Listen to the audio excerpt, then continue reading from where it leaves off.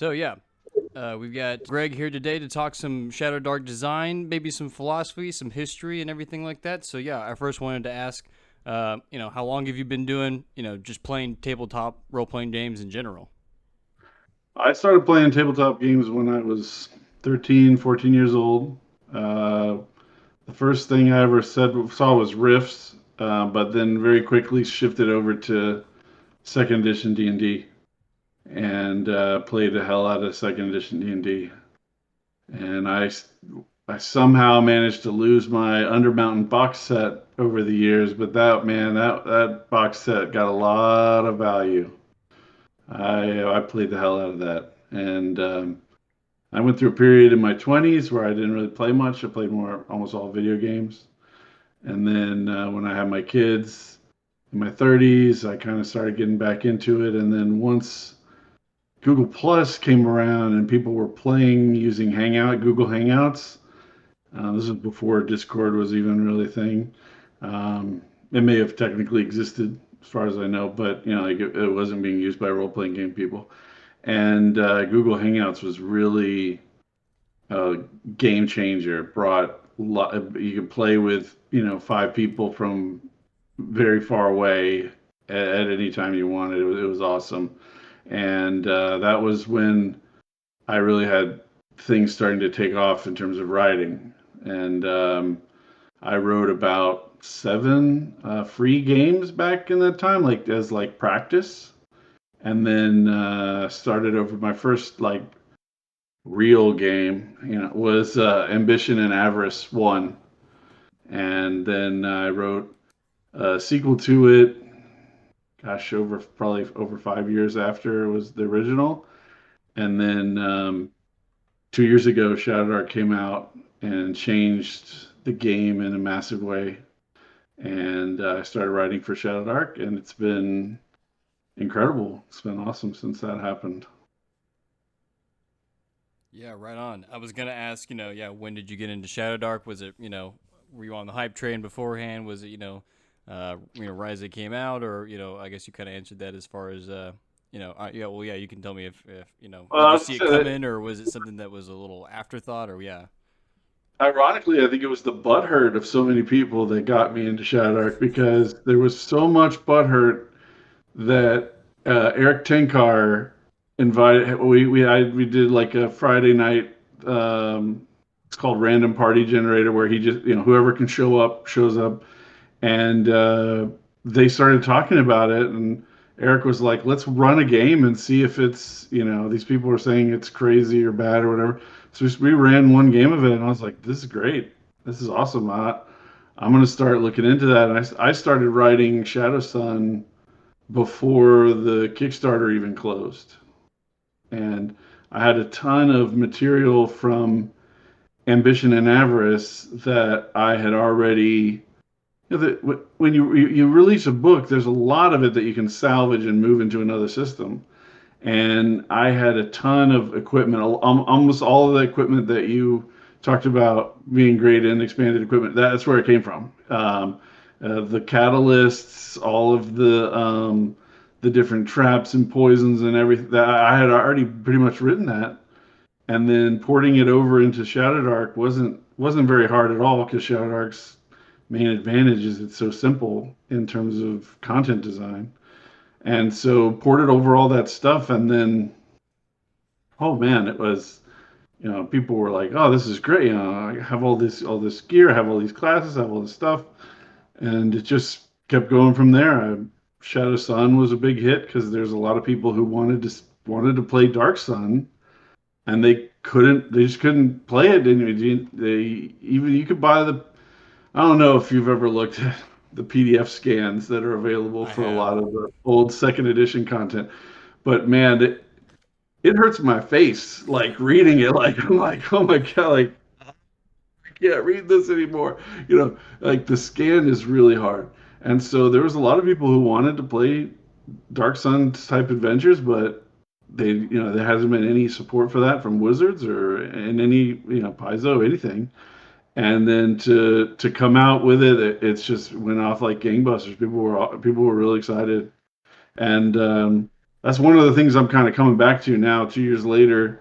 Uh, I have a bunch of designs in the works to do kind of the way Kelsey did Curse Scrolls, and use that to expand Shadow Sun, because once you have the book on POD and it's not just PDF only, then if you make updates to it, now everybody has it out of date. It's the classic errata problem, right? But if you release these Zines, you can use it to slowly expand the content and then create like a consolidated omnibus that would have everything. So that's kind of the strategy.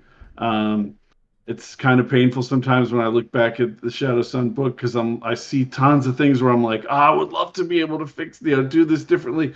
But I made the decision at the time. I got to stick with it, and then just move forward. That's all you can do. Yeah, I haven't gotten around to Shadow Suns yet, man. Yeah, because as soon as I saw it, and yeah, you already. Once you're in the Shadowdark publishing thing, you're like, oh, I gotta put somehow Shadow and Darkness like in the title, like it's just like somehow you have to have some kind of like alliterative spin to it Getting if hard. possible. We're running out of titles. So yeah, we'll see. Maybe people we'll go old school. People will be pulling out like Greek roots and stuff. Yeah, we're really reaching deep into the well for titles here. But yeah, to go off the Shadow Dark tangent, because yeah, that's kind of what I saw your products pop up, and of course I've talked about the expanded equipment one already, which was yeah, it not only great was yeah, there's tons of content, but so usable in that Shadow Dark format, and I think that's what Shadow Dark is so great about, is presenting it sort of its confines, where you talked about yeah, your eyes hurting reading that old stuff, and the old stuff, yeah, it's got that nostalgia, and yeah, there's a lot of stuff in there, but it's kind of fluffy, it's not easy to navigate, it's not as like usable or accessible in that way. And so yeah, the revolution of Shadowdark is just being able to streamline all that stuff. And yeah, it's fun to design for, actually, kind of to see that little space that it needs to be formatted to or whatever. So yeah, I think you're I really think onto there's also something. there's an unappreciated aspect of it related to this device, which is, if you've tried to read a role playing game book on that device, it is horrific in most cases. But Shadowdark, that one of the first things I did was I transferred it to my phone when I got it from the Kickstarter, and I opened on my phone, and it was amazingly readable compared to other PDFs, because the size of the font and the layout design made it so that you could sit there and, without pinching and zooming all the time, trying to, a lot of role playing game PDFs, even if you turn the phone sideways, you're still scrolling back and forth with each line because it's so small of a font. And as soon as I did that, I was like, okay, this is the end. Like, I'm never making another book with huge 8.5 by 11 formatting, because it is so much easier on your phone, and that is the future of a lot of reading, is going to be on the phone. And I've not looked back. I don't have any desire to go back to just packed with text pages that you can't read on a small device. Yeah, it's like the perfect balance of having just enough rules to get the rulings but not rules sort of clause in there if need be, but yeah, just enough structure. And like I said, your product was so usable, it's so well realized in Shadowdark to just implement those tables like on the fly. And that's why it was so great that I'm like, oh, I need something here, and like, oh, it's got traps, or it's got treasure, or it's got random spell trinket stuff that I know my players will like. And so yeah, just really really great that yeah, it's really cool. You can just take some of your old material and just yeah, throw it in Shadowdark, and that it's um yeah, so usable. And I guess to go on some of that more publishing route, I was going to ask, um when you are making your own product, uh, I don't know how many rounds you go of like other people going through and editing, or doing a little proofreading for you. What's your sort of criteria for knowing that this is ready to hit the publish button? Well, I write in layout in InDesign because I hate Microsoft Word more than you could possibly imagine. I have to use Word for work all the time. It's a freaking nightmare. Um, every time you move a layout element, it restructures the whole freaking document. It's crazy. So I write everything in layout in InDesign. It also gives me frame to control like each page. Like I want to have this particular thing be 1 page or 2 page spread, and I don't want it to go over that. And I always remember one of the things I hated about D&D layouts, particularly like third edition type layouts, is they would have like the cleric would start halfway down a page and then roll over to be a quarter of a page, then a third of the page down next to, and then it switches to something else. I'm like, it needs to be, here's the page for cleric, here's the page for fighter, whatever. That always annoyed me. And so I write in layout for that reason. It helps me. I think I'm nowhere near as concise as Kelsey is in her writing, but it does help you force yourself to be very concise if you only have 4 lines to write this particular idea down. Um, but the reason why I'm going through that is I export it out to PDF and then export the PDF into Word, and Word will do its own spell check and grammar check and all that stuff. And there's other tools you can use. I've heard people talking about using. I haven't really had that much of a need for it. The automated tools do really well. The problem is with if you have the whole document in Word is that it's flagging every word that's fantasy as being spelled incorrectly, and it will automatically change those words into what it thinks is the correct word. So it's such a nightmare. So I export the PDF into Word, and then I just go through it and look for anything that I think is a legit error to fix, and that catches 90% of the stuff. The things that really kill me are semicolon versus comma use and some stuff like that. And on projects like Terra Invictus, which is a setting I just came out with recently, I did have this reviewed through by a professional editor, and they catch a lot of stuff. But like you said, a lot of my content is in tables, and in tables, it's not really as much of an editing issue unless you have a spelling error or something like that, because it's not a narrative form that has to be maintained. So I do a lot of work in tables. It minimizes the issue, and I'm at the point now where I can pay for editing, which is not true for the vast majority of people that are writing. When you're going to have a book that might make $250 in profit, you can't spend $500 on the editor. That's just the way it is. And a lot of people are putting out books that are at the razor's edge of a margin just because they like writing. And I don't want to discourage that. I've heard a lot of people be like, oh, people are filling up the DriveThruRPG with slop or something like that. I mean, I don't have a problem finding what I need on DriveThruRPG. I'm not scrolling through endless pages of stuff trying until I can get to the thing that I want. Um, so I think it's great that people have the ability to write stuff. It's a long road to making it to where it's even profitable enough to pay for the art and the editing. I had there's a big segment on my interview with Joe the lawyer, Analog Man Cave's channel. It was a 4.5 hour interview. I mean, like, it was massive. But we were talking about all the tools that you could use to get art, to get layout help, to get all this stuff. I think it's great. Like that's what we should be doing. That's what we be encouraging people to do. And there's great tools out there for very, very little money, and a lot of people are willing to do this as just their hobby. They're not trying to make big bank. There's that joke, like, if you want to make $1 million in role playing games, start with two. It's just it's a tough industry. It's tough to compete with people who are doing it for free. That would be true of anything.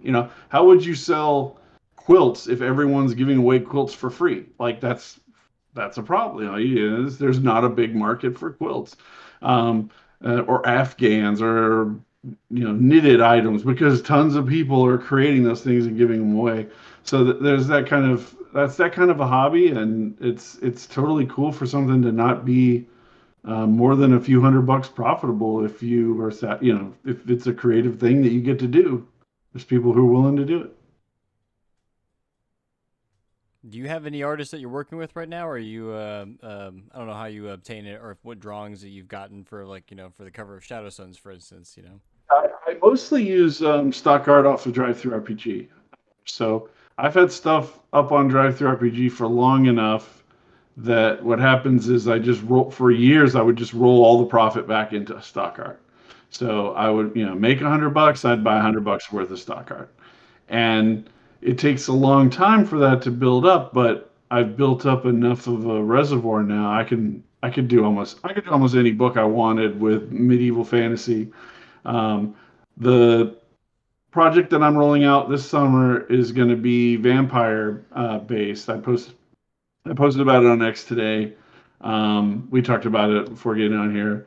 ShadowCity, and it's going to be the first time I've really used commissioned art because I just this is not a lot of as much usable vampire art, and I commissioned a lot of it from Rob Necronomicon.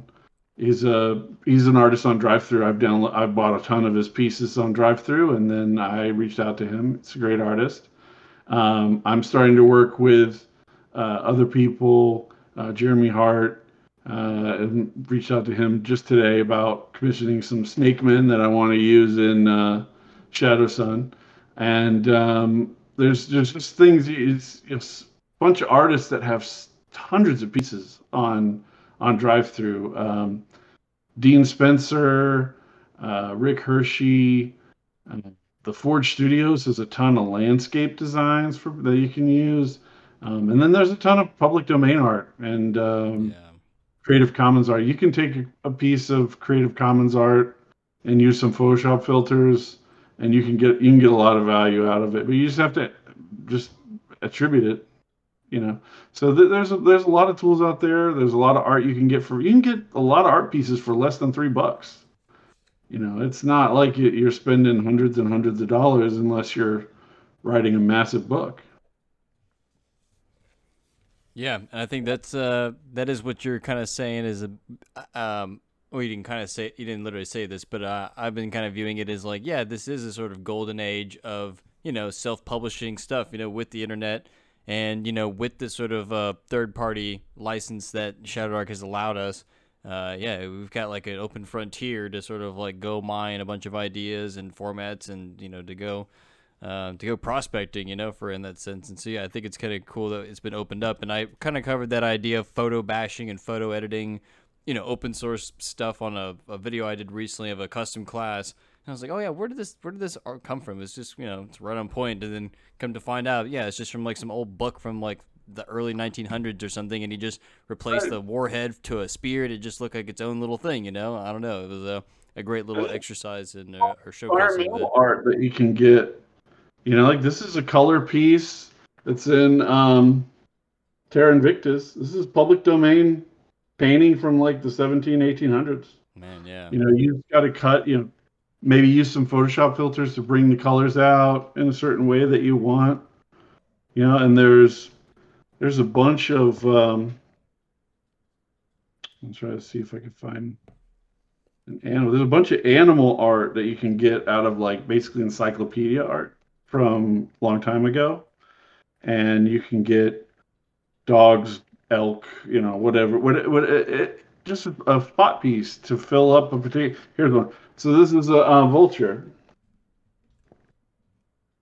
So there's just there's a lot of pieces that you can get for free, no problem. You just gotta people people hate to really talk about this because it's it's a matter of taste in a lot of ways, but art direction is a thing, is a skill. And being able to go through the book and pick art pieces that go together page after page after page, like that's a real skill. You have to work on it. You have to work at it for a long time before the stuff comes together and looks like it all belongs in the same book. And that's one of the big tells of somebody who hasn't been in the game for very long, is that the artwork varies widely from page to page, because either they don't have the resources and ability to get the art that they need, or they aren't really good at lining it up. And we don't we don't have a lot of ways to share skills with people. Usually, people just insult each other on the internet, unfortunately. And but there's a lot of things you can do with no money. Um, you don't have to have Photoshop. You can use um, free image editing software. You don't have to use Adobe InDesign. You can use a lot of publishing software that's available. Microsoft Word, I use if you have Canva. to. Canva's pretty user Yeah, friendly.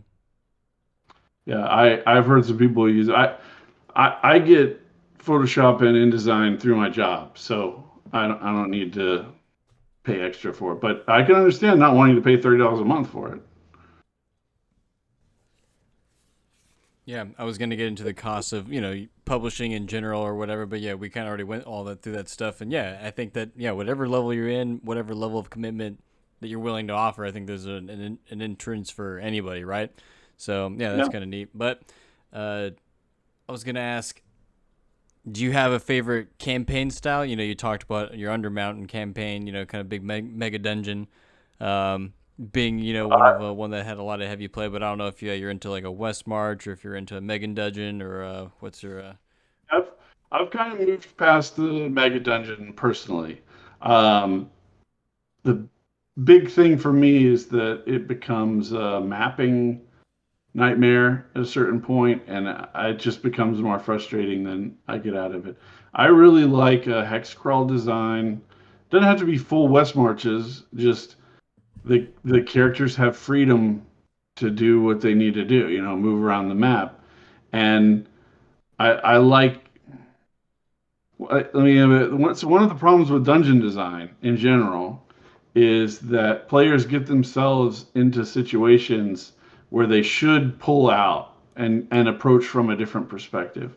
But often the only way forward is through a particular choke point that they can't get around. And so even if they can get around it, they may not know they can because they haven't found a secret door or they haven't explored enough of the level that they're on or whatever.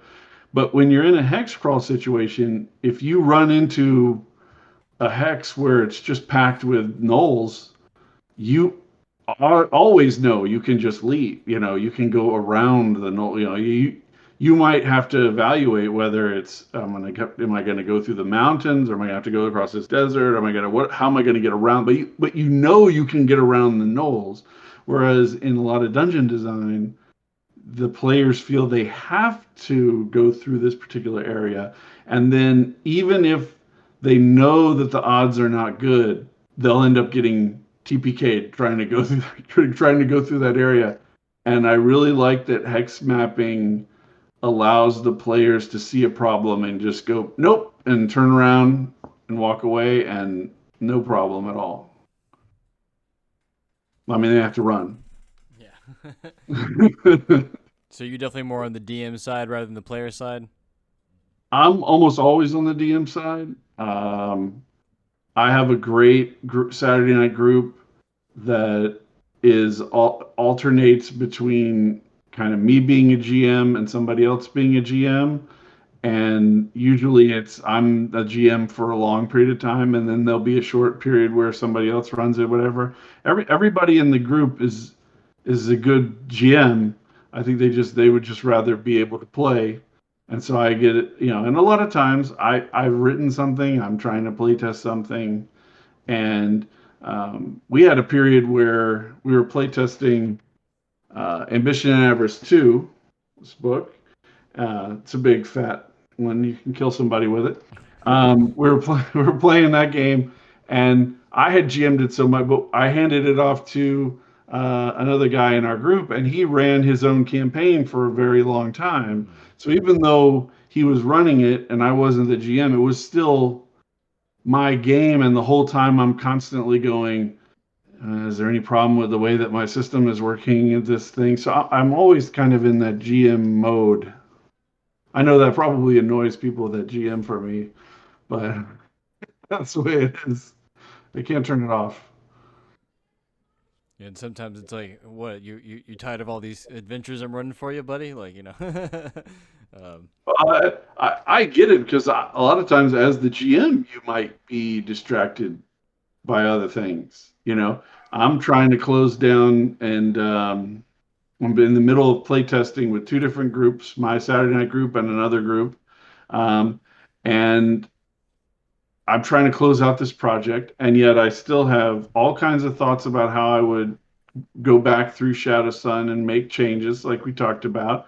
I've had ideas about all these systems that I developed for this vampire game would work really great at making a heist game like Grand Theft Auto, where you could create all the random city sites, all these things could be randomly created. And I was like, I could just make a third system. So I have a system of making a random city. I have a system of making all the buildings and all these things in the city. I could just make a third one that makes the heist structure the way that it is in like Grand Theft Auto 5, and then you could run infinite heists using this. I mean, I can't tell you how many people I know that play Grand Theft Auto 5 who are like, God, I wish there were more heists. There's only like this thing was like six. I'm like, we gotta get more heists.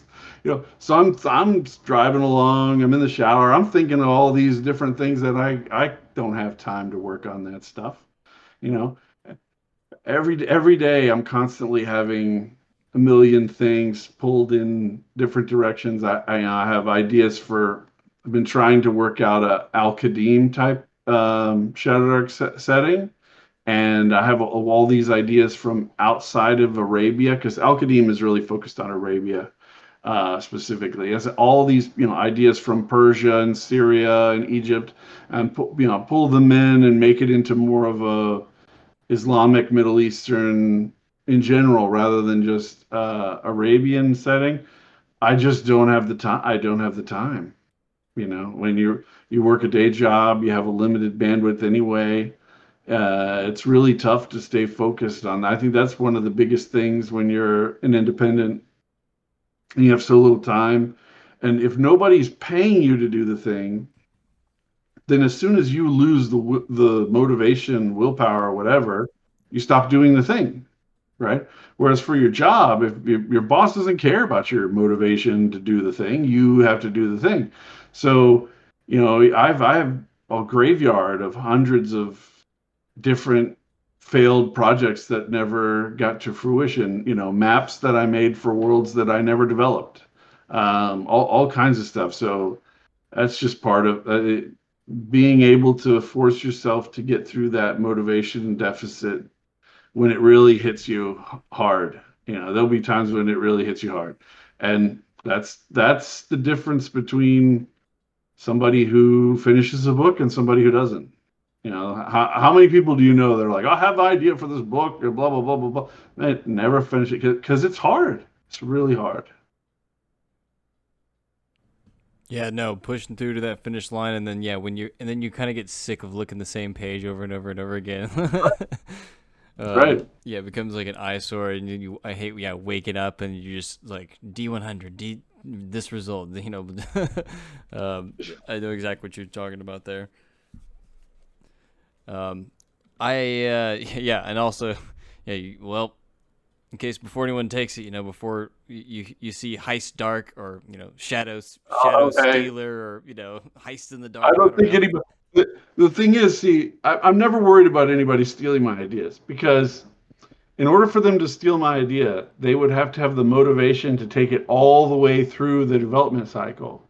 And the kind of person who has that ability doesn't need to steal ideas because they're in the same position as me of having too many.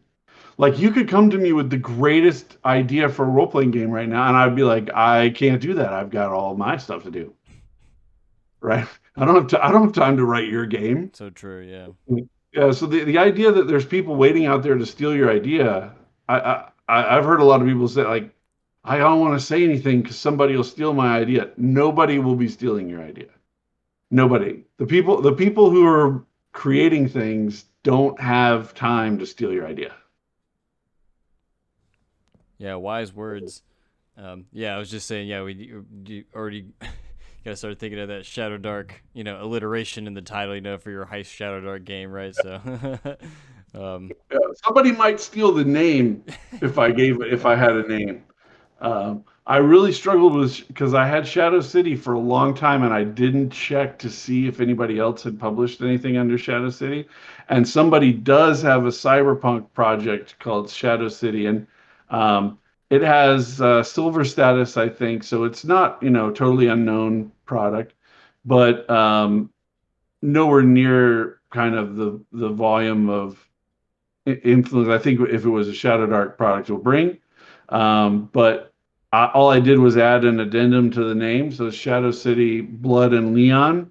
So instead of just Shadow City, it has blood and neon on the end, and that's enough from a title perspective. Although a lot of people don't know this, you can't copyright a title, you can't trademark a title because other people. And the greatest way to see that this is true is No Escape.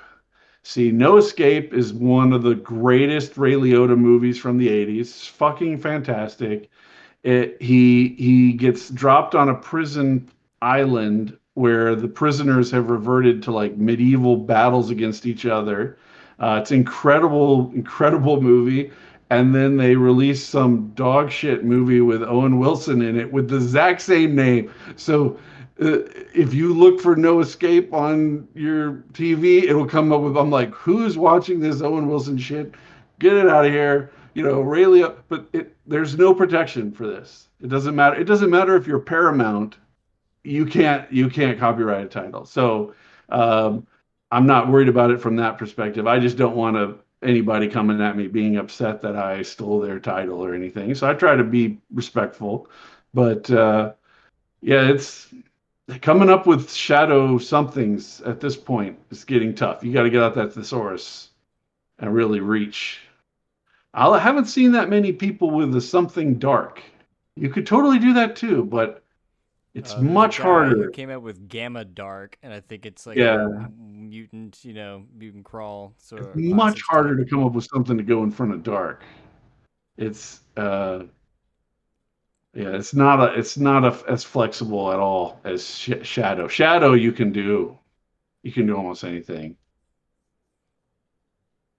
I tried to have a spin on the. I have a module for Shadowdark where I tried to have a Dawn of the Dead style thing where you're always holed up in a house and like every night random waves of zombies will spawn in from a different cardinal Yeah, direction. But I was like, oh yeah, it would be cool for. I was like Dawn of the Dead, so we've already got like a day night contrast, and so I ended up saying on the Dead in the dark. Dark is what I ended up on. But Oh, actually I think there is a dead because when I was looking for Shadow City alternatives, I think there is something called Dead in the Dark. I can't remember oh what it really? is. Okay. Yeah, I would Google, but um, what did I say a second ago? Yeah, you could Dawn of the Dark. Yeah, Dawn of Dawn the of the Dark. Dark. You Oh could yeah, do. there you I go. don't think anybody's got that. Now you need to be That's probably. charging some consulting fees. Yeah, there you go. Should hit you up. It's tough. It's tough to come up with some of these titles. Like I've had times where I've spent, you know, probably spread out over several days, like 4 to 6 hours, just coming up, going through the thesaurus, looking at different things, flipping through a PDF of some vampire book, looking at every possible word that you could use. Be like, what if I used, Diabla something like Diablerie and vampire? What if I use coterie in the name? No, that's not good. You're just going through tons of derangement, compulsion, tons of words. It's tough, man. It's real tough to come up with. The marketing side of the business is hard. It's exceptionally hard. People don't appreciate it, and that's when I go back to the beginning of our discussion of Shadowdark. That's why people get so freaking butthurt about it, is because somebody will come out with a product that is well marketed, and it'll blow them away, and they're like, "Well, why didn't anybody like my product?" Well, it's like because you didn't have the skills, whatever it was, to do the thing in the way that other person did it. You know, the It's a great Henry Ford quote of if I gave people what they want, I would have made a faster horse. Part of the thing is seeing what the solution is that the market doesn't know that it wants, and coming at things from a different angle. it's a very big part of the business. That's, Kelsey's greatest advantage is her personality and how it flowed through the marketing and the kind of, I don't know what the term, the presentation of She kind things, of the bought way the it comes across. credibility, you know, Yeah. like, I've been in the Yeah. scene, I've been, acolytes of the grand wizard, so to speak, or whatever, she kind of bought that ethos, and, so not to take that from her, totally, yeah. I think it obviously showed, yeah, the game is playable. I think it was a general measure of somebody's kind of, and this is with humility because it's not like she's got some big ego, but like the strength of somebody's market position is if you insult them randomly on some forum or Facebook group or on Twitter or whatever, the number of people who just come up and just crap in your face because you insulted that person. Like, if you say anything about Kelsey Dion, you will be freaking murdered. Like, it will be a deluge. I mean, hundred thousands of comments about how Kelsey's the greatest person and you're an asshole and all this shit. Like that's the gold standard for brand power right there. Like if you raise a finger against Kelsey Dion, like the internet will strike you down. Uh, it's brutal, but that's because she's beloved for the way that she treats people and the way that she communicates. I don't have that skill. I wish I did. No, yeah, it's been apparent. Yeah, she's been able to not just capitalize it, because like I said, the game speaks for itself. It's a very fun game. I've had a blast with it. This is when I'm pitching all the time to people. So like I said, I think it speaks for itself. Uh, you said that you had some kids. I didn't know this before going to this interview, so now I got to ask, because I got a gaggle of kids myself. So I've got a 5, a 3, and a 1-year-old at the moment. But I'm starting to trying to get some ideas. I've been playing with them. In a very rudimentary style. I kind of came with a very basic system, just using D6s and just trying to get them into the headspace about how this sort of thing works or whatever. But I haven't played. I just the other day I was kind of tired of making up like little childish ones. I was like, okay, let's just play Winter's Daughter by Necrotic Games or whatever, because it's kind of whimsical. I know it's not going to be overly like violent, but it's entertaining enough for me as a DM to also run. So it went like spectacularly well. She's picking up really well. So I don't know how old your kids are, or if they still play or anything like that. Older now, but I did go through that period. My son's 14, my daughter's 16. That's his Legos right here. Okay. Um, I share my office with the Legos. Actually, if I move out wrong way, I go this way, you can see there's quite a few Legos. It's not Um, modular dungeon terrain, yeah, oh, no, he's made each of those as scenes from different Star Wars movie. Okay.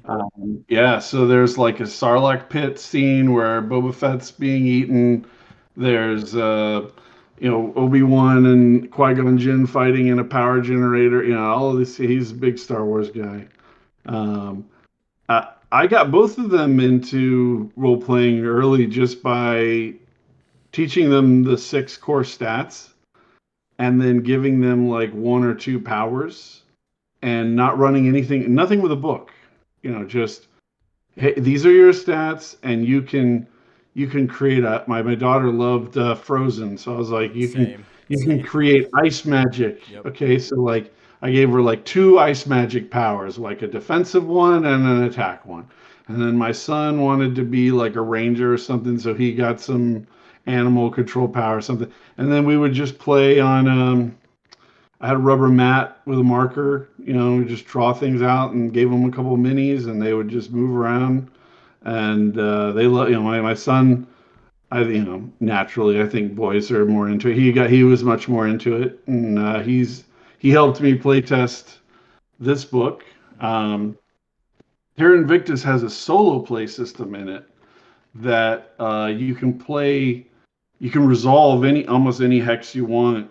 Um, Not almost every hex using the solo play system. So like if you look at this, you can see these icons. There's a method for going down each icon and resolving them in order, like you're doing a choose your own adventure book. So you take your party into one hex, and they start interacting with the stuff. And you decide how long you want to stay there. You can get to like the fourth icon, and you could be like, I'm done. I'm out. I'm leaving this place, and move on to the next. And there's dungeon locations in here that the command is just here's the kind of monsters to put in there. Use the Shadowdark's random and make a dungeon, and then you just build a random dungeon in that location. You resolve it, and then when you're done, you leave and you move on. So everything is random. So it's the person running the solo play doesn't have to make self-interested decisions at any point. It's all kind of keyed up with these icons and everything. And my son would, I would catch him in his room at 1 in the morning playing. He'd be like, my thief died, and I'm trying to get out, and I can't get out of this place. Like so, like it was great. I knew it was a winner. I was like, this is it. This is gonna be That's good. awesome. So yeah, that's the kind of thing. My daughter's more of a strategy game person. She loves Civilization, Okay. video game type stuff. So yeah, that's good. It's good to have kids. It's great. I have a Changes your. I have like an upstairs where it's like the people that lived here before. It's like a little upstairs. It's not even. It's like part of the attic, but it's slightly sectioned off, so it's slightly not as hot.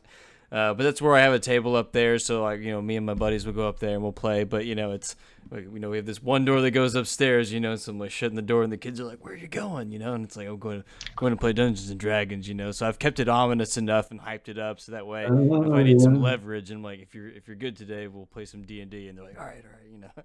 So yeah, trying to initiate him into the whole thing and into the hobby itself. So yeah, so is your son still playing with you these days? Well, I mostly play online, and I play in. I play with mostly on Saturday nights with a group of 5 guys. Grant, my son's name is Grant. He's played with them a few times. Um, but when you have a 14-year-old in a group of most people are over 45, it is a little bit of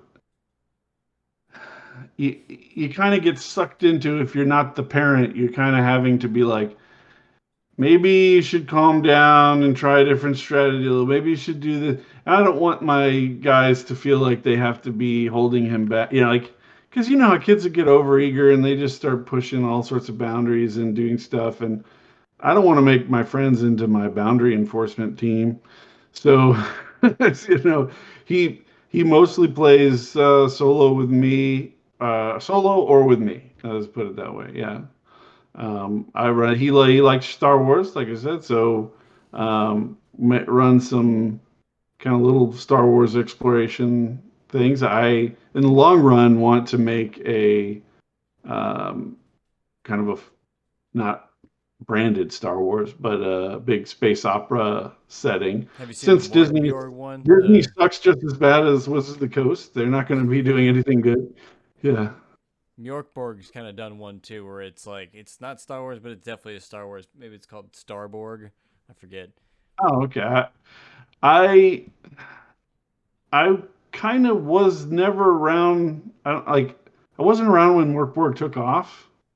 I had taken a time off of social media where I just wasn't. I wasn't doing social media. I was just playing video games and playing with my Saturday night group, and that was it. Um, in the Google Plus days, I got up to like 9,000 people in my following group, and the amount of interaction just becomes so oppressive on you. Like you have to constantly be answering people. You have to constantly be dealing with people fighting about something, and it's very exhausting. And when Google Plus killed itself, I was kind of happy. I was like, good. I don't have to do this anymore. Like, I liked being able to have that marketing strength. It was very useful. But the bigger follower count gets, the more pain in the ass that it becomes. And I'm about 1,000 on Twitter now, going back up, and um, man, some days, you see people arguing about some nitpicky shit, and you're like, guys, who gives a fuck? Just move on with your life. but you can't say it because then they'll turn it on you or whatever. Yeah, it's just it becomes very stressful. I try to make sure that I'm posting in a way that makes it so it's tough for people to be a pain in my ass. Sometimes I throw some, gasoline on the fire, but then most days I'm doing Sometimes I'll nice sneak things. some gas on the fire. Yeah, just get some excitement going. You know, do you know who Grumsh is? Maybe not by name, but He's one of the lead developers on WoW back in the day. okay. He's a huge Twitter personality, and he goes to war every day, all day with Wizards of the Coast and Disney and Marvel and all the gaming stuff, and makes it, talks about politics and talks about all that stuff. I don't know how he does it, but one time he reshared one of my gasoline bombs, and whoo, man, it lit everything up. It was exciting, and then it fades away after a week. You're getting hardly any more action, but when you open your phone and it's like 85 notifications from Twitter, like holy shit. Well, that's what happens when somebody big shares your stuff. It's intense. Yeah, I found I was on Twitter for just a little bit, and I found it. I was like, no, I don't think this place is for me. So I've tried to stay But off. it's very good for having a lot of conversations. It's very good in that it's not curated anywhere near like Facebook is, where Facebook is now almost unusable to me. I only use it for posting in role playing game groups. That's it. I don't I Yeah. You can go to my you go to my Facebook profile, it'll be like the last post was like 2022 or something. I do not use it. But it is useful for looking at role playing game group. Facebook role playing game groups are very good. But all of the whole edifice is designed to hurt you. Like it's showing you things that it thinks will make you upset. It's recommending things to you that it knows you're more likely to say this is bullshit than I love this. So it will just show you an endless stream of bullshit, and then I'm like about to comment on it, and I'm like, no. If I comment on it, it will give me 300 times more of this. So then, yeah, then I don't, I don't want to be in an ecosystem that wants me to be angry and mad. Like what? It's nuts. I see my relatives descend into Yep. political just psychotic attacks and all this stuff. I'm like, you guys need to walk away from this thing. It's like you're on crack. Like, just put it down, walk away. And at least with the Twitter stuff, like I have control over it.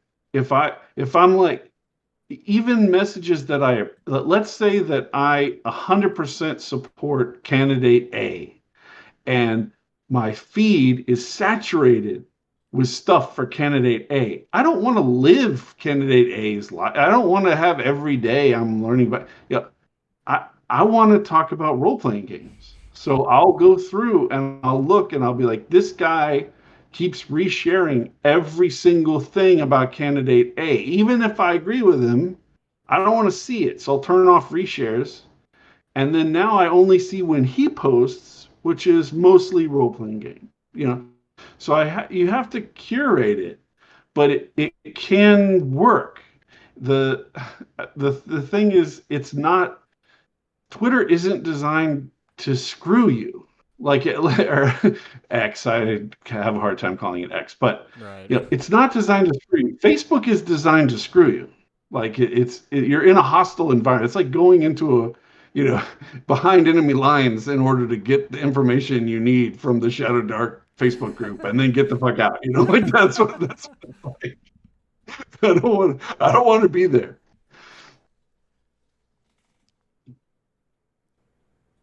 Yeah. Fascinating stuff. There's I think it's Ben Milton of Questing Beast uses Substack, and I've seen some other RPG creators that have popped up in Substack. So that's kind of a I feel like it's trying to be like a hoity-toity. I like using Substack. I use it for another purpose for my other my other projects that I do. I It's haven't used good it for for. long form ideas. It's very good for long ideas.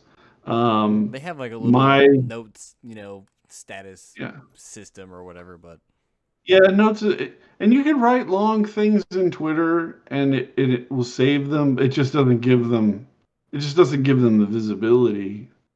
And so I'd rather write something short and then drop a link to whatever the longer thing is, and then you still have to trick the algorithm. You have to make the post and then make the first reply the link to whatever it is. It's like if when we post this video, I'll make a post, and then the first reply will be me replying to myself saying, "Here's the YouTube link," because otherwise it will choke the crap out of the distribution, and you won't nobody will see it. You get you got 5 people that will see it out of 1,000 people that are following me. Um, so it's just that kind of thing. It's like I wish we didn't have to spend every day figuring out how to trick the damn thing into doing what we wanted it to do. That's why they killed Google Plus, because Google Plus was doing exactly what you wanted it to do every time, and they realized that's not profitable. So they have to give you things against your will. That's why they got it. Because Google Plus, you could just set it to whatever. I only want to see posts about Star Wars. The end. Like, and it would only show you that. Like that was. But they don't make any money doing that. They don't make any money showing you posts about Star Wars. They make money showing you divisive ads and things that make you pissed off and stay on the app for another 15 seconds. That's just the way it is. yeah, that retention and constant engagement, right? Yeah, because if it's like, if you're excited enough, if you're moved to actually to actually stay there and type out and interact, right? It's like the boom, you're caught. Yeah, so yeah, so some some Star Wars shoutouts getting out there before we also see what is it going to be? Stardark, Dark Wars, what's it going to Shadow Wars? I'm not. Am I losing connection, or are you? It looks like I can hear you. It looks like on mine I see There myself. we go. Looks like you came back. Okay. Can you hear me? Yeah. So say your question again about Star Wars. I was Sorry. just gonna say, yeah, it's like, we're just calling it now before we see the Shadowdark Star Wars, title out there, Dark Wars or Dark Star or Star Dark can be. I don't. The thing for me is I wrote a game. It was one of the free games that I mentioned earlier, called Cascade Failure. It was far and away my most successful game. It had about 8,000 downloads, which is a lot for Yeah. DriveThruRPG. And even though it's free, people still have to want to get whatever it is. And then I had made a deal with a bunch of artists when I made it to use their art for free in exchange for not charging anything for it.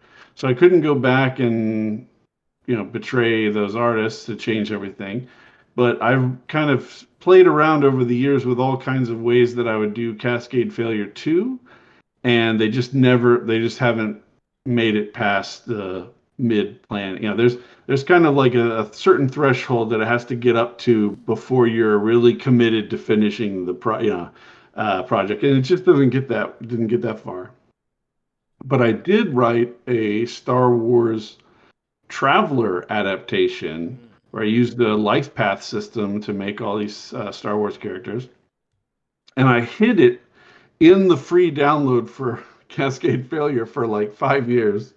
But then when the Shadowdark stuff started really taking off, I pulled that back because I didn't want somebody who's just finding out about me to go open that and that be the first, something I wrote over 10 years ago that I have all kinds of design issues with now, right? Like I've matured in a lot in terms of how I think about this stuff.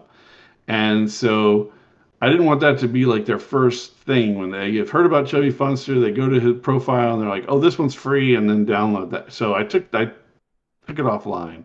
It's still hidden in the secret underbelly of DriveThruRPG, just disabled. But I already have that material. So if I did try to go in the Star Wars direction, I could. The main obstacle is art. Sci-fi art is very, very, very expensive, um, because you have to get almost everything. Like if you're making a medieval fantasy thing, you might commission some pieces, but there's tons of stock art you can use to back it up. There's going to be very little stock art that will look authentically Star Wars. Most of it will look Traveler or generic rather than anything specific Star Wars. So, like I've always kind of held second edition West End Games Star Wars D6 as like my favorite. I had that for a long time. Played the hell out of that, and the art style in that is black and white. It's very good. That's probably the direction that I would go in, and make it look kind of have that aesthetic, like before the prequels aesthetic, um, and go with that. I'm not a big prequel fan. I don't hate them, but I just don't think they're that great. And then Disney Star Wars is repulsive. I'm So talking about those early '90s Star Wars yeah. PC games, like Dark Forces. Man, Oh yeah, that yeah. stuff TIE was Fighter, X-wing, KOTOR. Oh yeah, man, KOTOR 1 and 2. those are brilliant. Fantastic. Yeah. Yeah, Darth Yeah, I would Trail. love to do But that. yeah, so I was, we're talking about Star Wars. I love me some Star Wars too. I'm pretty much in the exact same boat as you. Yeah, I love the dark, gritty sci-fi version of it, not the pristine, clean prequel. Once again, some of it's redeemable. Yes, yes, yes. Yeah, blah blah blah blah. But on that note, do you have any other inspirational, pieces of books that you particularly like gravitate or think you kind of draw from a lot, or have any recommendations? Because I do a lot of book things around here as well. So Mostly video games for me because I went to graduate school for a very history, politics, economics heavy PhD work. okay, cool. And I had to read tons and tons and tons and tons of stuff for school. And so that made me not want to read things for fun for a long time. So I played a ton of video games, and I think they provide great inspiration for all kinds of different things. I love video games. One of the things I did for a long time was mod video games, and the problem with modding is that you work on something really hard for months and months and months, and then people move on to a new video game, and there's nobody to play your mod except you, and that sucks. So I figure at least if I'm going to be writing, if I'm going to be creating things, I should be creating things that I have control over, that are permanent, that are under my publishing, rather than it being Skyrim modding or Civilization modding or whatever. And so I pulled it back under my control, and I still play a lot of video games and use them for inspiration. A lot of times I've got to make an encounter table and I'm struggling to come up with the last few entries. I'll just lay in bed at night before I go to bed, and I'm thinking of all the what is every encounter in Fallout 4, and I just go through and I'll be like, oh, I could use this one where I could change it so it's not laser guns or grenades or whatever that they're throwing or doing whatever, but I could use the same principles of that encounter and just translate it into some role playing game context and run with that. So that's the kind of thing like I reach and with the vampire thing. My wife and I watch a lot of crime serials on TV, like Law and Order. She loves Law and Order, and so I just opened up the Law and Order wiki page and went through all these different, Law and Order episodes of, this guy kills this guy does this guy, and I'm like, oh, there's a bunch of great ideas for random encounters on the street in Shadow City here. Yeah, totally. Wow, yeah, that's a great idea. A kidnapped woman walks into street, gets hit by a truck. Now there's cops everywhere. Like what more do you need? Like this Law and Order already came up with your encounter. Now you're approaching it not as the detective, but as the person who doesn't want the detectives to be there. But that that you throw these kind of things in, change it up. Maybe it's not all police encounters. This is encounters just between civilians that are doing this or whatever. So there's inspiration all over.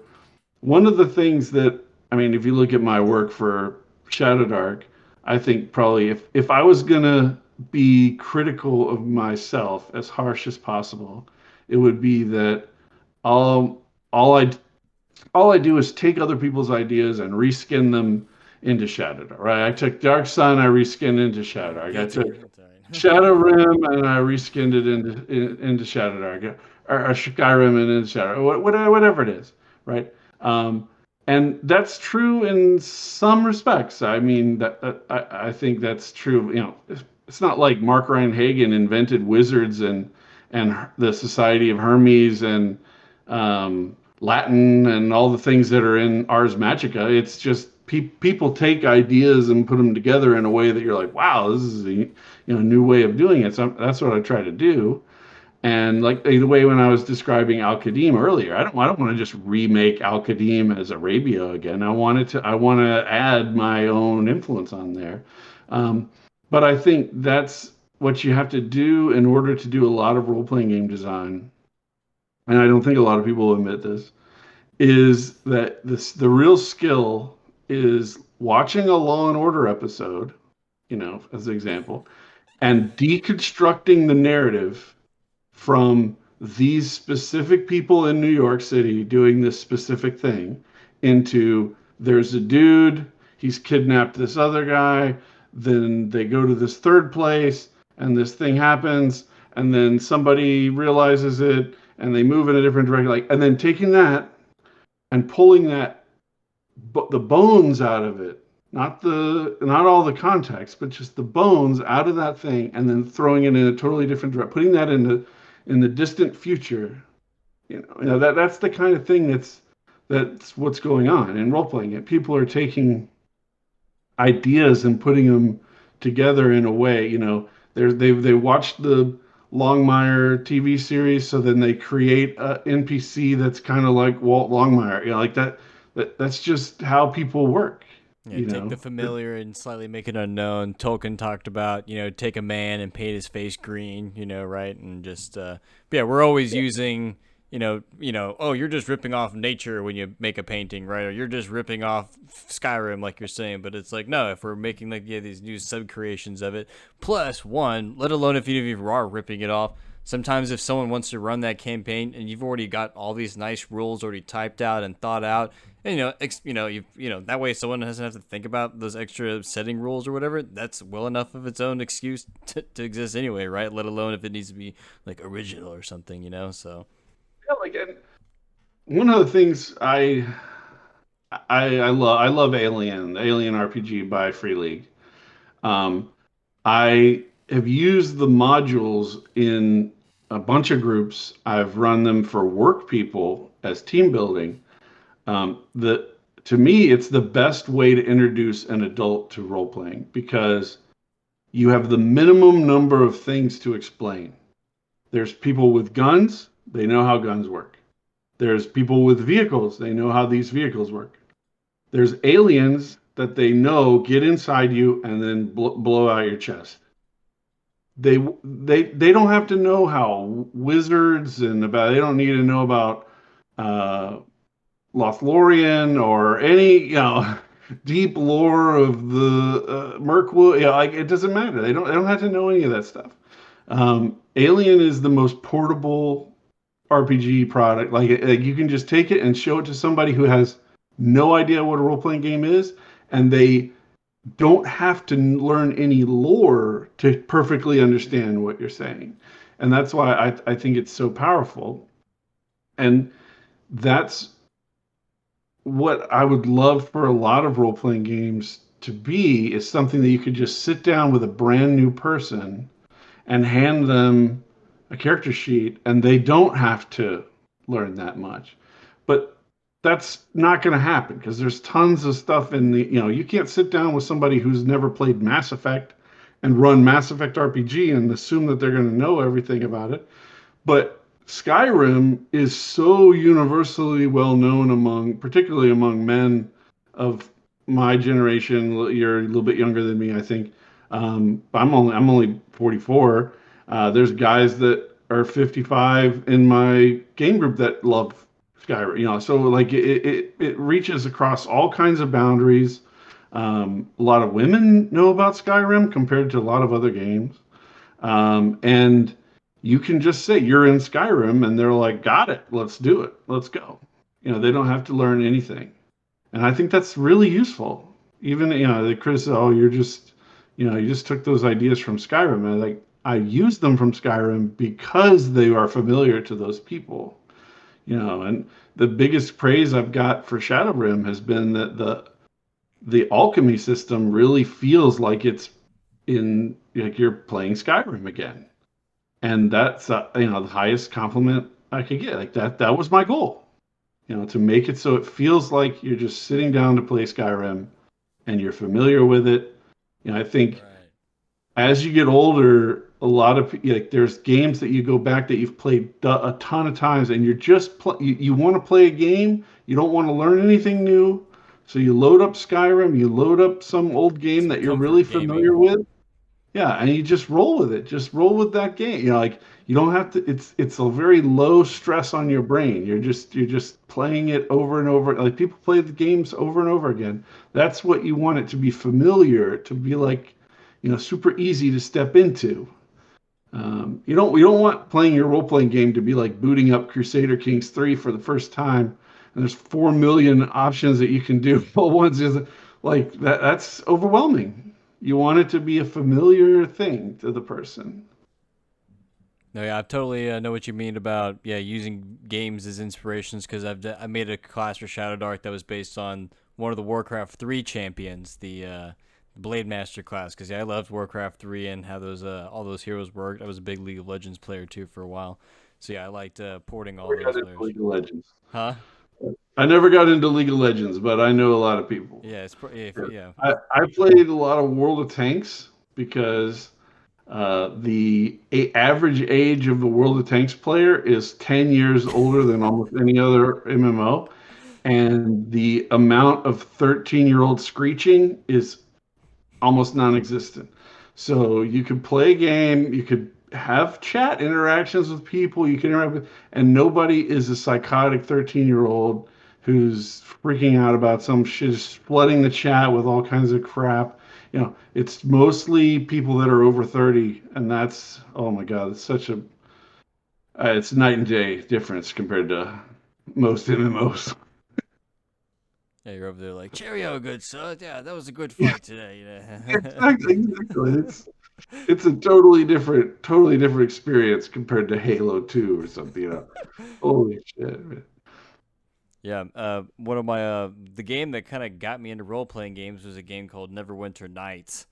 Uh, I modded it. I I modded a was gonna ton. ask, I made yeah, a ton of mods for Neverwinter Nights. dude, yeah, I love that game. I played the heck out of that. So yeah, Warcraft 3 and Neverwinter Nights are like my little comfort games, and yeah, they're the ones I sort of go to if I'm like, oh, like I was working on my own sort of. I guess they're not going to do it anymore, but yeah, my own version of the Psionic class. I was trying to have my own Shadowdark name and spin for it. But yeah, I was going through some old mod for the PRC pack, which is like a big mod expansion for Neverwinter Nights, but they had tons of classes that they had. So I was like just going through their spell list for all the psionic class and just like what's usable, would be kind of cool to spin, would be kind of cool to Shadow Darkify or whatever. So yeah, definitely can relate to the Shadow Dark and Shadowsun the has a Psionic class because say, it's say Dark what? Sun. Oh, that's right. Shadowsun, yeah. And I've never been a fan of how Second Edition D&D did psionics. So for me, I always think of psionics as using the Force. Yeah, it's mostly how I So think of it too. yeah. So I created the psionic system for Shadow Sun along those lines. It's like you start out just being able to lift a little object, and then you can lift a bigger object, and then you can do a lot more power. So there's just kind of a gradually increasing strength of doing force powers, and I like it a lot better than boop. You take 1d6 damage. Like it. it just feels more realistic to me. I don't know. Yeah, I was trying to for my goal for it because yeah, like you said to yourself like, oh, psionic. I kind of just think of like using the force, and so I was trying to see if there was a way to put the psionic in the Shadowdark context or whatever. Like, what would Shadowdark call its psionic class without having to say psionic? Because something is a little like, moderny maybe about it. So I was trying to come up with like a Shadow Mind class or something. Along the, it's like because they have a class of creatures in Shadowdark called the from the dark realm. They're called the outsiders, and it's like Lovecraftian sort of alien horror place. And so I'm like, oh, what if these people had their mind touched by this place, and that's how they're getting this power in a sense. And so I was An outrider. say what, An outrider. an An, outrider. an outrider is just a term for somebody who's like on the edge of like think you're herding cattle, right? The Mm. outrider is the guy who's kind of out on the edge, making sure that none of the cows are heading off out of the herd.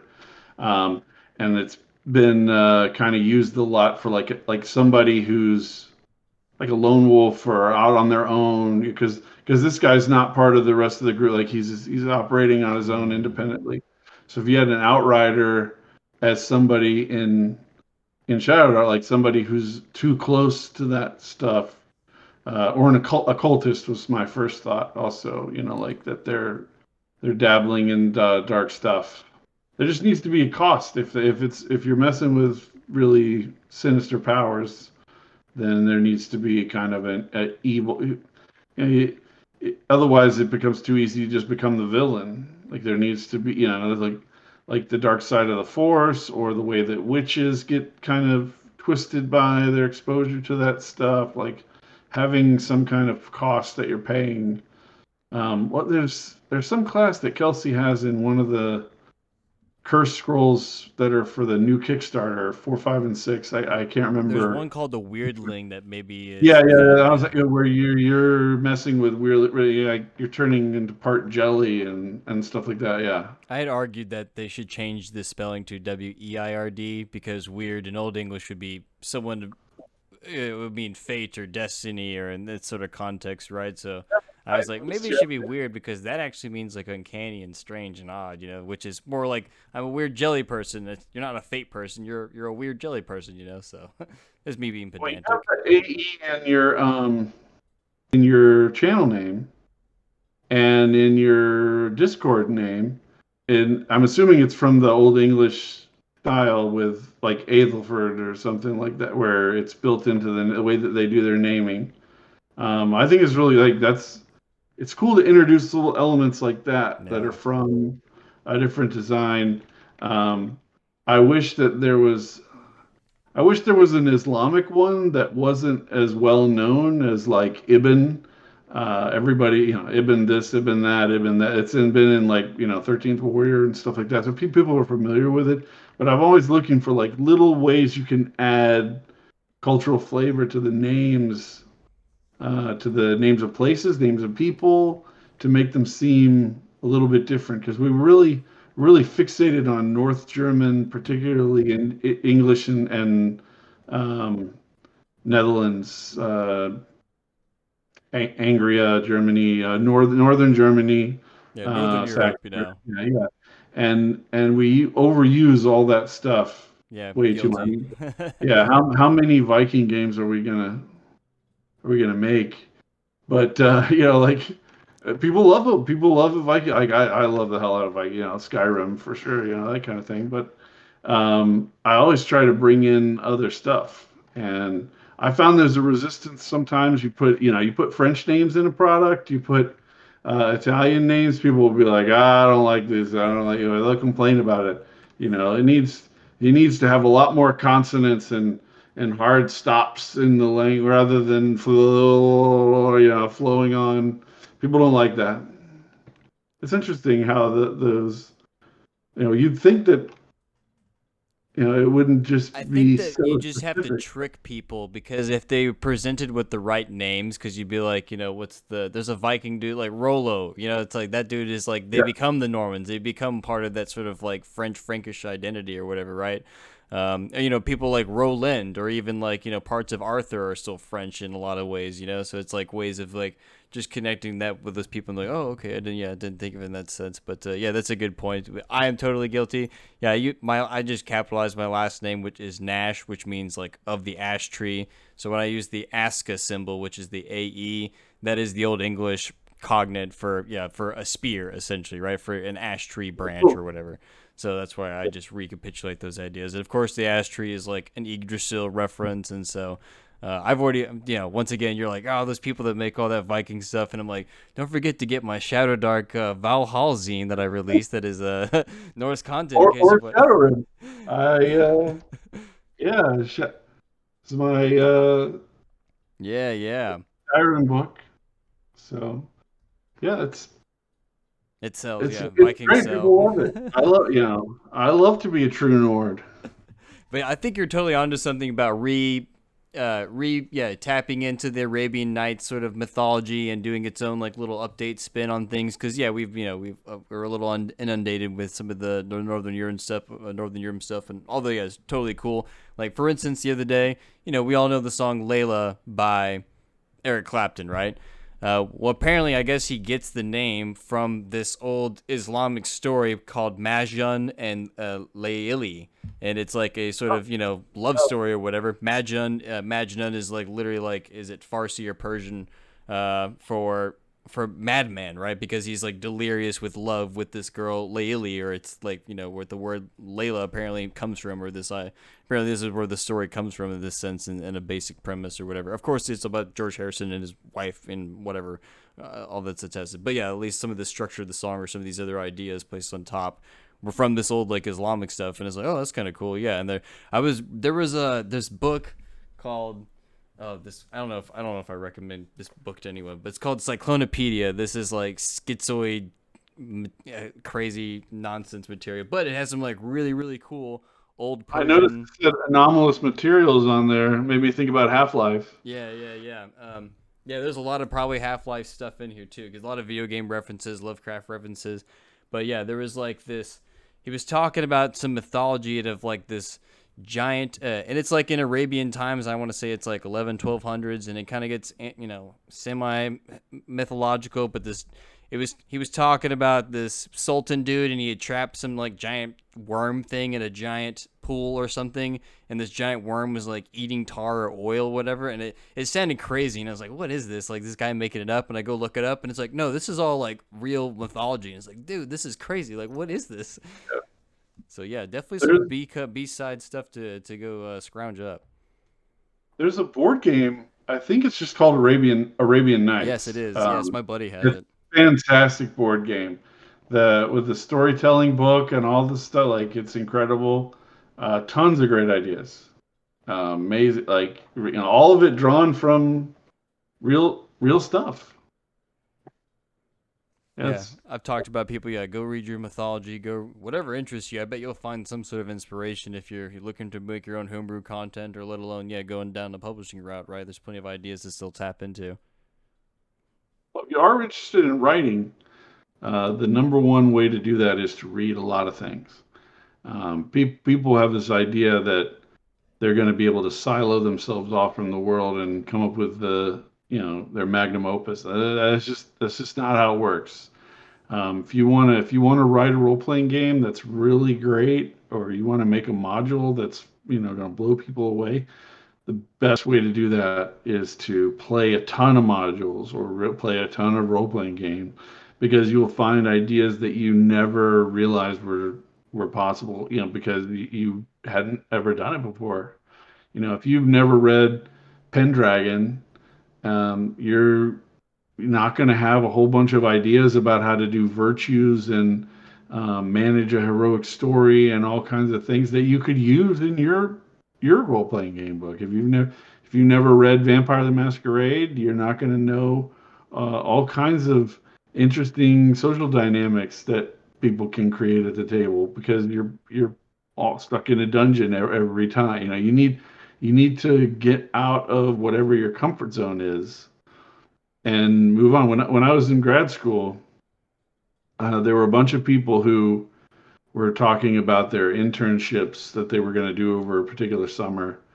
And there was one kid who was like, "Well, I really want to learn about the American system, so I'm trying to get an internship at one of the congressman's offices and something like that."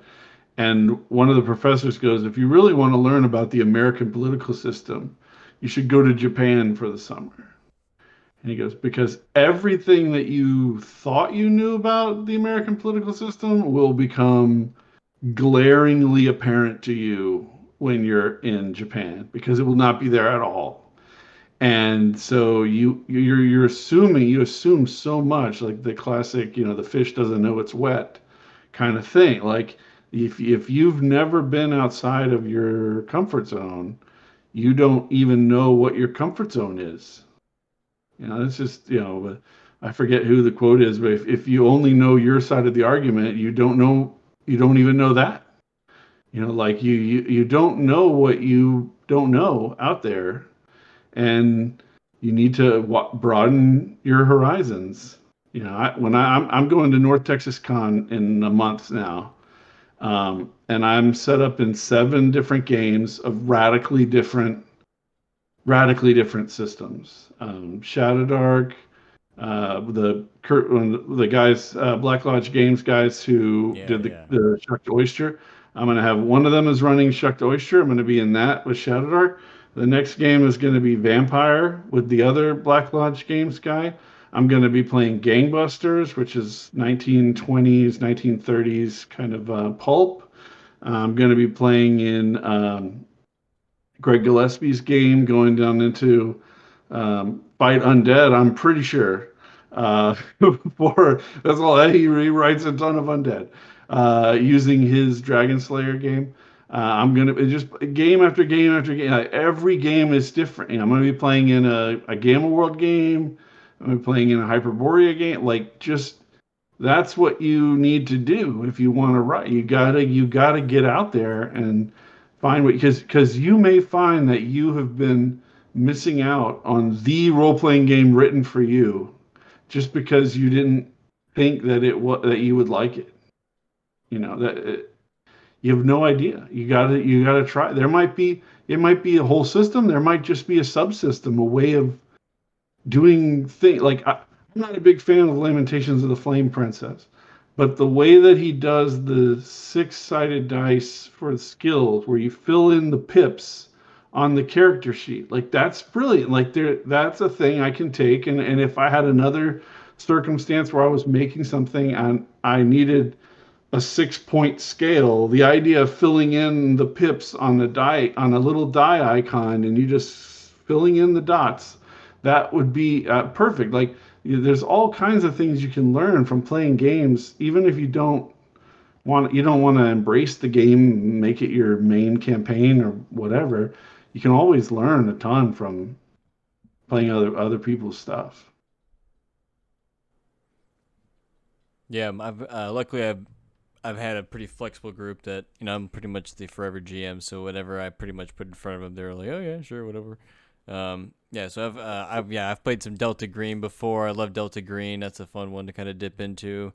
Mjork Borg, my players were terrible at it, but yeah, we just laughed the whole time. It was a fun system.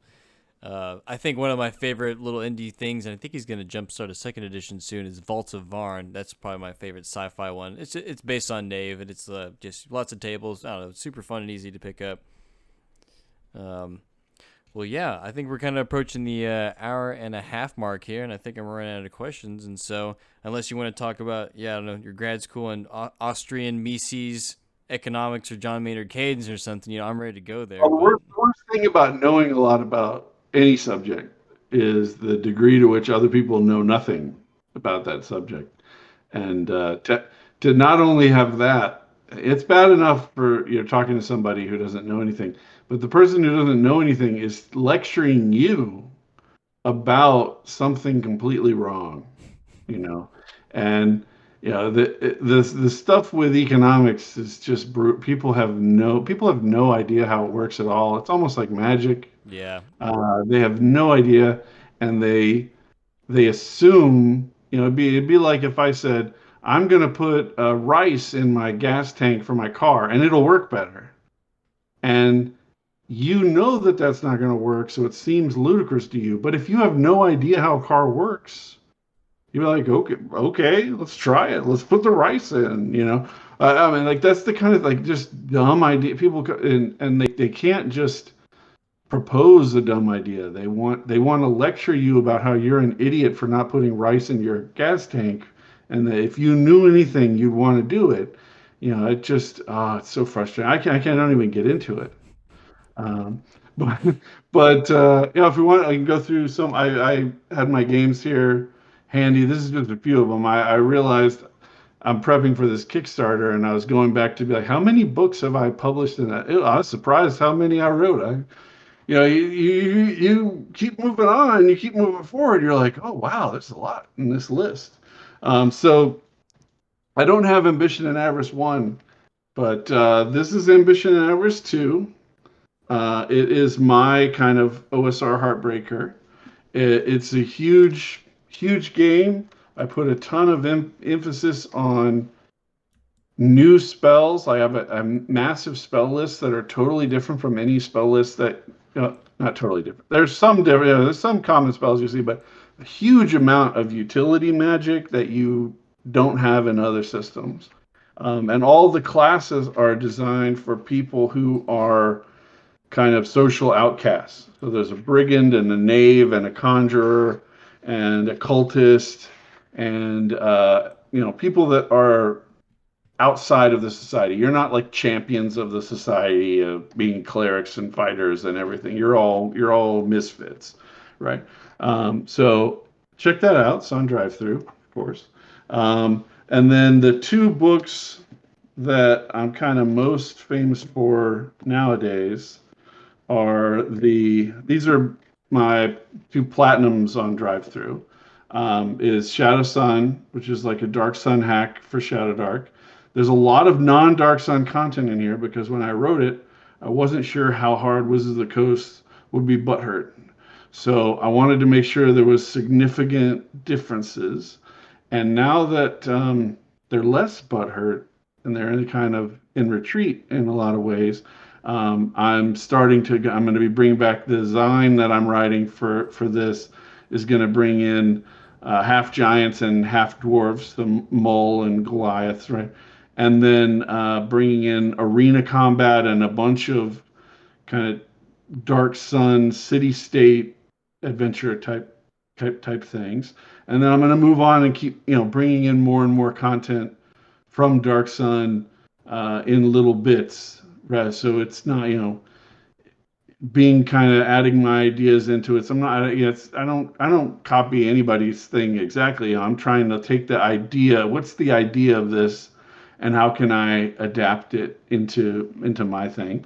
And then Player's Companion for Shadowdark, which is a combination of the two PDF onlys, one of which is expanded equipment that you talked about earlier, and the other one was expanded character options. So this has, I believe, 36 new classes and 24 new ancestries. I may have those numbers flipped. It's hard to remember these things in the moment, but that's what it looks like looking at the table of contents.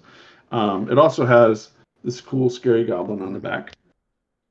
And then I wrote a GM companion for Shadowdark, which has a similar thing in the player companion is there's 4 classes. Here's 36 classes. The GM companion is here's a 2d6 table where you make random traps, right? So instead, I'm going to give you 3 d20 tables where you're making traps, right? So everything that's in the Shadowdark core book is either replaced. If it's like a d20 table, I made a totally different d20 table of whatever that is, like the naming generator for a tavern, right? So I made a total alternate table. None of the same ideas from Kelsey's table, all brand new names for the tavern, right?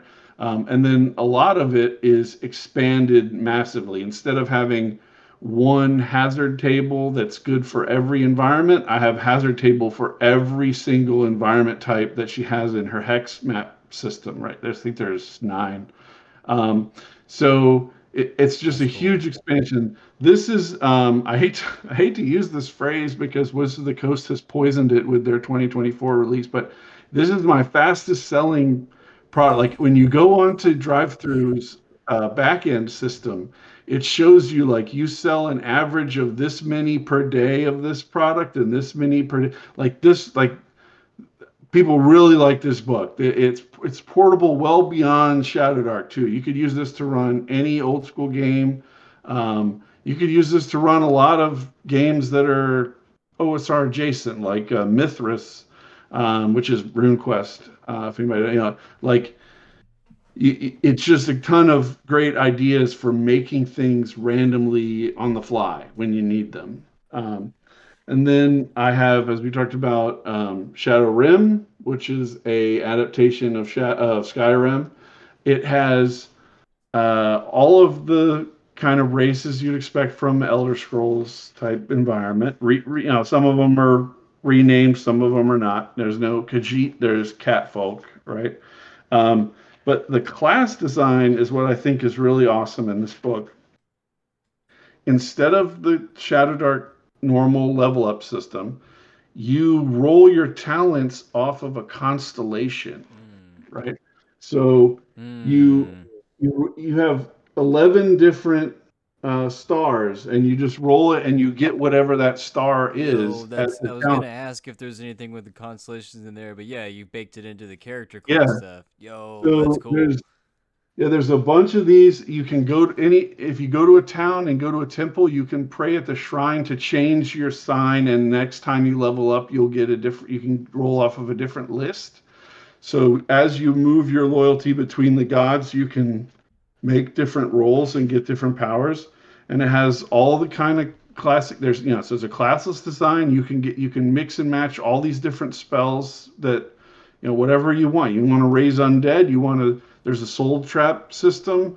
You want to do anything like that. And then you can use the gems that you've soul trapped people into to do enchanting. There's a whole, in Shadowdark, there's a random generating system for creating magic items. I don't know how many people know that for sure. A lot of people haven't even used it. No, I love that Um, stuff. Yeah. yeah, it's a fantastic Mm-hmm. system. So what I did was I made it so that if you use the soul gems and if you just have weak animal souls, you're going to have more curses.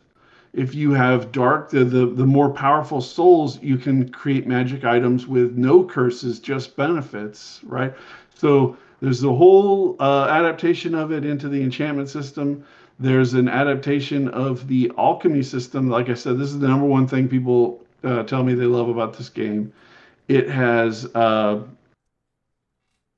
random alchemical ingredient assignments as you play. So if you're going along and you find a hawk feather, you roll off of a table to determine what that first effect is for alchemy. And then you have to do experiments to figure out what the other four effects are. And you don't know what they are until they're rolled off the table. So there's no way to check the Skyrim wiki and figure out that this ingredient does invisibility and that ingredient does invisibility, and you put it together and it's all experimental. You have to figure it all out on your own, and it brings you back to that, like, this is like the first time I played Skyrim Yeah, again. Discovery. Discovery, yes. And this one also has a very cool back cover. And then Terra Invictus, we talked about earlier. This is my campaign setting, and you go around in the, it's like 300 hex map. It's keyed out, and there's three different suggested starting locations. Every town has a D6 rumor table. The starting towns have a D20 rumor table. And the rumor tables give you all kinds of information as a player that you can decide. Okay, so there's rumor that there's a giant eagle to the south.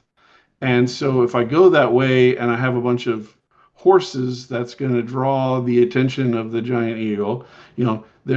I've figured out that there's a ankegs over to this side, but somebody said if we clear them off, we can get title to the land as a baron. Over here, there's blah blah. So you're in the town with tons of information. It's built into the framework. A lot of times people will have like a module where there'll be a rumor table at the front, but then that's like it. But as you move around this map, you get tons and tons and tons of information, and then you can make informed choices about what you want to do. And like I said, there's this solo play system. Let me pull up the. Yep. So this is a simple guide of how to use the solo play system, what each icon means, and then you resolve it like that. This has, let's see, 33 gods per alignment. Actually 39, excuse me.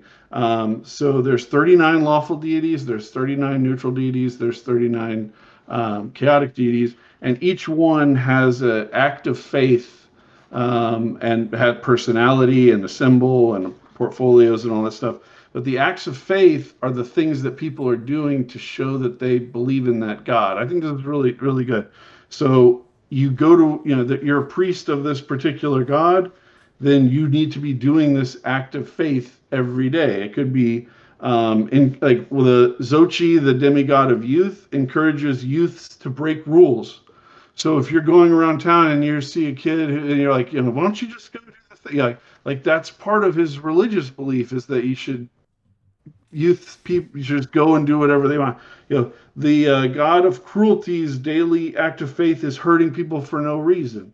I should get out of the chaotic deities here. Um, the god of the household says you should perform acts of fealty to those that you serve. So so just different things like that brings it in. And there's a pilgrimage system where it has a hex location for every one of these gods, right?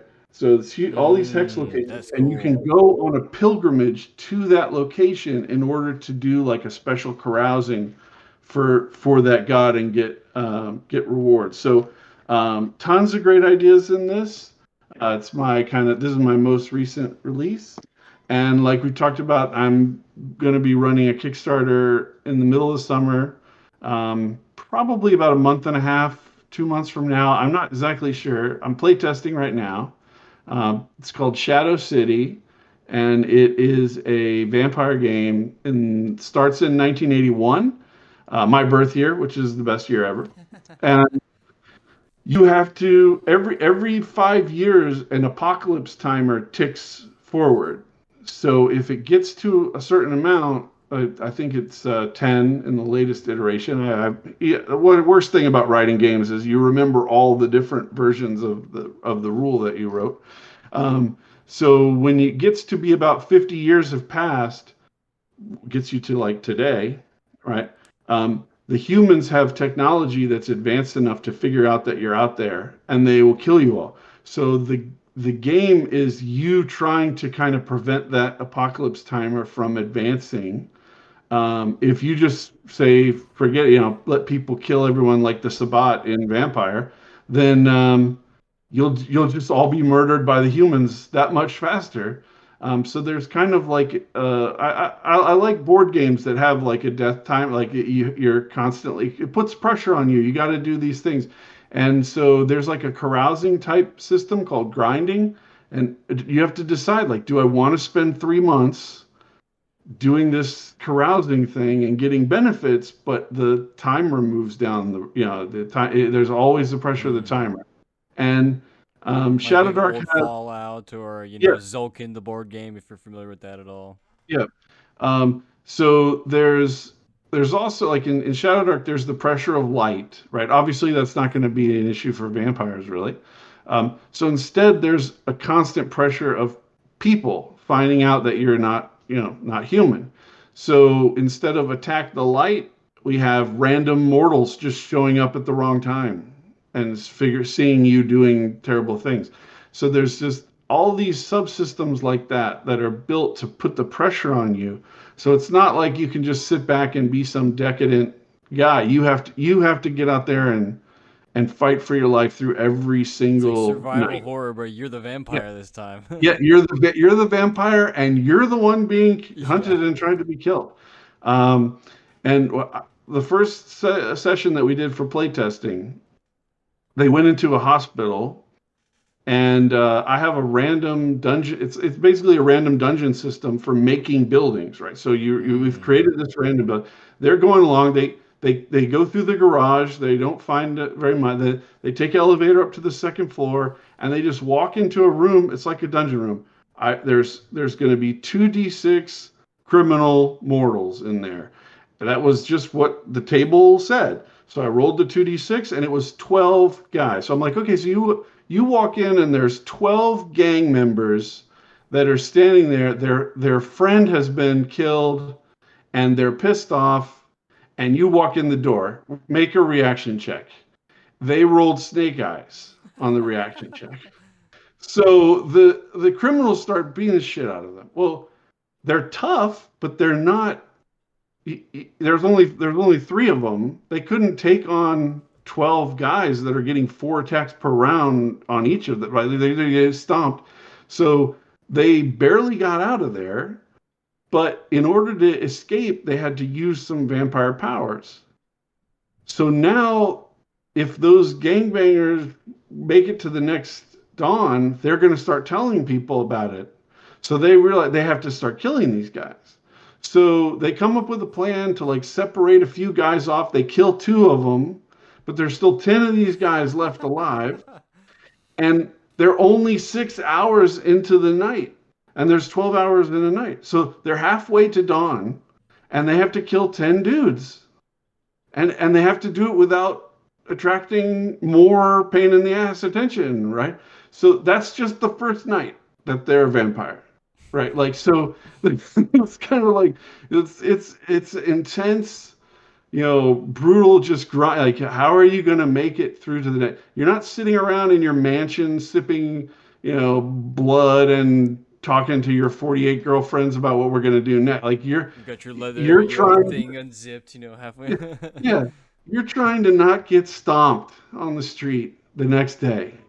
Like that's the way. That's how fast and brutal it is. So it's really different from Vampire the Masquerade. It's really different from any other vampire thing that I've seen out there. Um, the There's just a lot of potential. We're still playtesting. There's going to be some adjustments, but I think it's going to be a really great system. And I actually talked with the Black Lodge guys I was about about to it, and say, yeah, I know they like they had some vampire. great ideas for me. Um, I think it was Steve had the idea of having a like zines like Cursed Scrolls for neighborhoods. So you could have like think of like neighborhoods in Grand Theft Auto or something where it's like, Mm. here's Sharp Heights or whatever, and there's this gang that controls it, and there's these NPCs and stuff like that. So you could use the zines as a way to bring in content. Whereas in the actual game book, like Shadowdark, I'm trying to keep it as generic as Yeah, possible, just as right? toolboxy as possible. Yeah. So I don't have clans, because then the problem with doing that is as soon as you create clans, then you start creating fixed lore that people can't get away from. Right. That's one of the things that Shadowdark's a great example of how to break out of that system. The I love the Forgotten Realms, but if you play in the Forgotten Realms, you have to live up to all that lore. But if you're just playing in rando town on the edge of the civilization, you don't even know who the king is. It doesn't matter. You don't have to remember all that lore in order to fit in. So I have a system for creating factions like vampire clans, but they're basically an expanded party model. So like the coterie model in vampires, like you've got 5 or 6 vampires that are working together, and then they're going to create kind of a literal of NPCs below them that they're control. Like this guy who I've shaken down for this guy who I'm controlling with vampiric powers, this guy who's a ghoul, these Little people pyramid owe me a favor, scheme. whatever.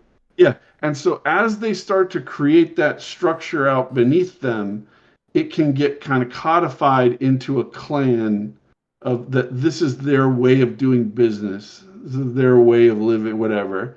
But I leave that to the GM. If the GM wants to develop it, they can. If they don't, you don't need a clan to get your ass beat by 12 thugs in a hospital. You know, That's just what the random encounter chart pulled up. That's what happened. And so every night you have no idea what you're gonna run into. What you're gonna, I think that vampire, maybe even more so than medieval fantasy, you're spending a huge amount of time unaware of what most people are doing. At least in if you're in a medieval world at night, most people are also sleeping. But if you were sleeping during the day when everybody's out doing all kinds of stuff, when you wake up at dusk, you have no idea what's been going on the whole time. So you're really at an information deficit as a vampire compared to a normal medieval fantasy character who kind of can get a feel for what's going on. So the idea that you can just have random encounters show up out of nowhere, it makes sense. It fits it even more so than in a lot of other genres. So I really think it's a great model.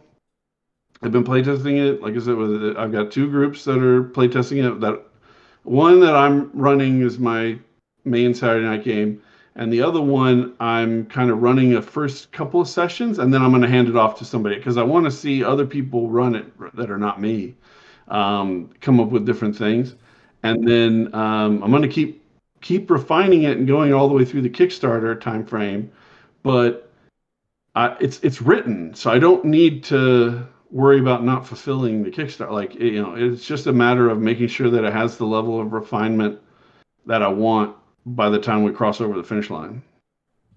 Man, yeah, that's a great teaser. That's super exciting. I think that's a pretty good pitch for the whole thing, and I think with the success of the other, settings you've already done, I think this one's going to be a real home one. Yeah, I was like, I haven't read Vampire Masquerade, and I don't have to if you're already going to Shadowdark format it for me. So yeah, I'll save my You eyes. don't have to know anything. Yeah. It's like what I was saying about Alien. Like, I want you to just be able to pick it up and be like, "This is what you can do. Here's the piece of paper. Let's go." You don't need to know anything. Yeah, yeah, I'm super excited for that. I'll try to flash any pictures you send me my way during this whole thing, and yeah, get the hype train going. Cause yeah, I think that'll be a really exciting setting to play for all these people. So yeah, well, I think that this has been a super fun conversation. Yeah, shooting the breeze about all the different design philosophies and procedures, and of course, yeah, just talking about all the little inspirations that we sort of input into our projects, right? Exactly. It was great. Thanks for having me on. Absolutely. Well, yeah, we'll go ahead and cut it here, folks. Thanks so much for checking it out. We'll have all of our links down below in the description if you want to check out any of Greg's products. But otherwise, we'll see you on the next video. Thank you, everyone.